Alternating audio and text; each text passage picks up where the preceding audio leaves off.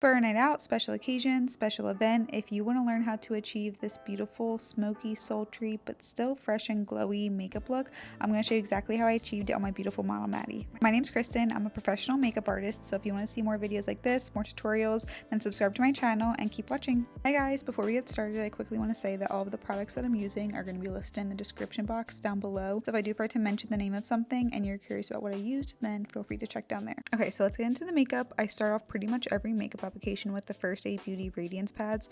They just prep the skin so perfectly for makeup and they work on almost all skin types, which is amazing. And now I'm jumping into brows before I moisturize, so that way I can make sure the brows are really set into place.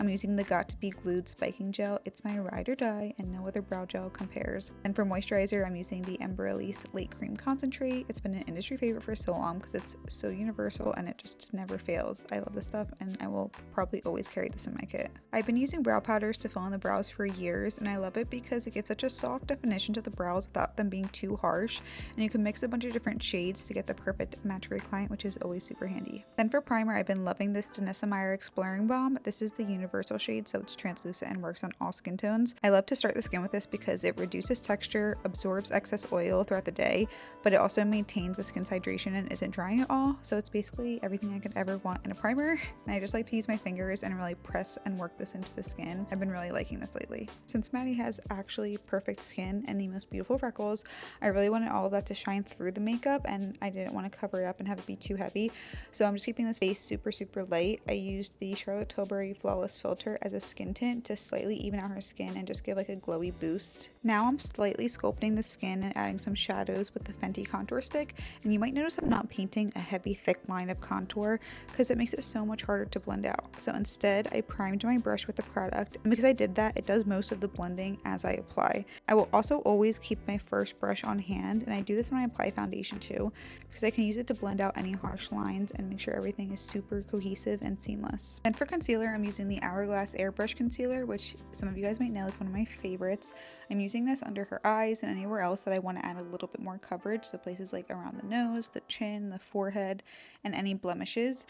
And this is one of my favorite ways to get a natural but still flawless looking base. Most people don't need super full coverage foundation, and when we use heavy products like that all over the skin, that's when things can start to look cakey. So instead, I always prefer to use a light to medium coverage product on most of the face and then spot conceal any areas that need more coverage. And you can see I'm still going back with my first brush, blending everything together and making sure everything looks super seamless. And once I get to the point where mostly everything is covered, I don't pick up any more product. I'm just using whatever is left on the brush and lightly dusting over areas that I want a little more coverage.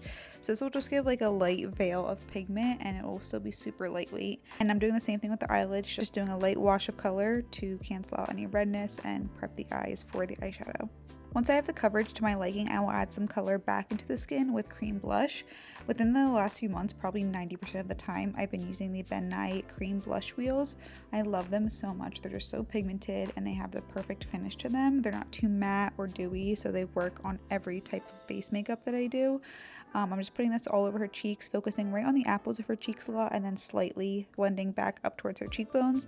And I'm putting a little bit on the bridge of her nose, the forehead, the chin, just to make sure everything is really cohesive again and we see those different colors all throughout her face. And for the eyes, we're keeping it pretty simple, and this is actually a very easy look to keep in your back pocket and it's super flattering on almost all eye shapes.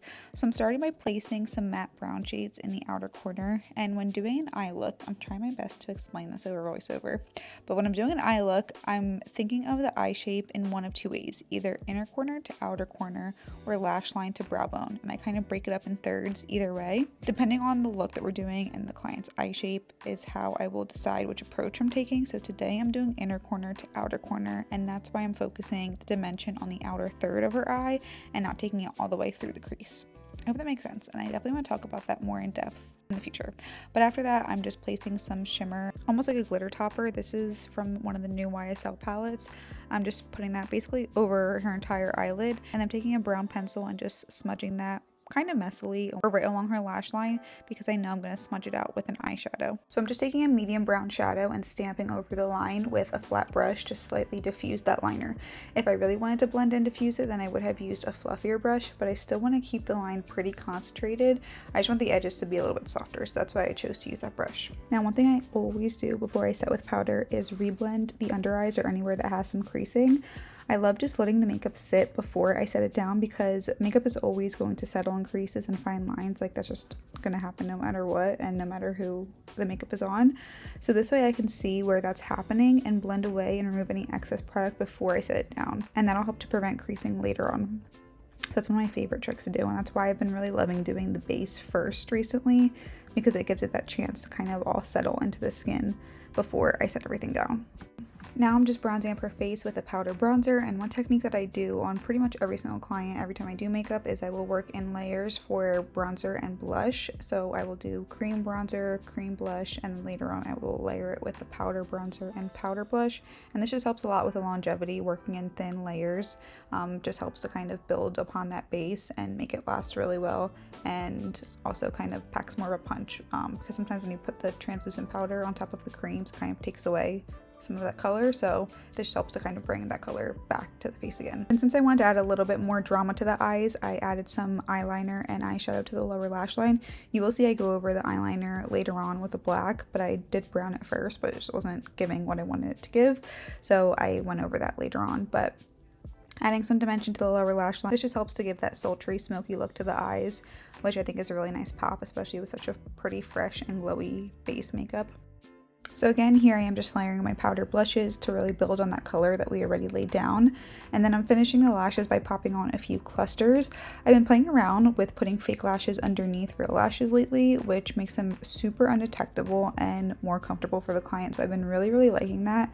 And then of course, finishing with some bottom mascara. And lastly, another one of my favorite techniques that's a part of my signature look is using a cream highlighter as the last step of the base makeup. This is the Merit Cream Highlighter, and it just sits so beautifully on top of powders and brings so much life to the skin and really makes the makeup look so skin-like and glowy. I'm just so obsessed with this product. This is a staple in my personal kit and my makeup kit, and when I'm applying it I just like to use my fingers or even a sponge sometimes and just carefully press and pat this on the areas that I want to highlight, and I just make sure to be really gentle so that way I don't mess up any of the products that are sitting beneath it. Then for lips, I'm using this beautiful coral color from YSL, and I'm applying the lipstick first to just get the color all over the lips, and then I'm going in and applying the lip liner. I'm using the Makeup Forever Endless Cacao, which is another one of my staples. And as you can see, when I'm doing the lips, I'm working in sections, and I'm precisely applying the lip liner first, and then I'm going back and blending it out so that way it's soft and not a harsh and dramatic line. And this is one of my favorite things to do because by slightly blurring the lip line, it will make the lips appear a little bit fuller, but it still maintains that natural look and doesn't look super fake. So it's like the best of both worlds. Then of course, finishing off with the Charlotte Tilbury Airbrush Flawless Setting Spray, one of my favorites, and of course my little fan. I'll also have that link down below.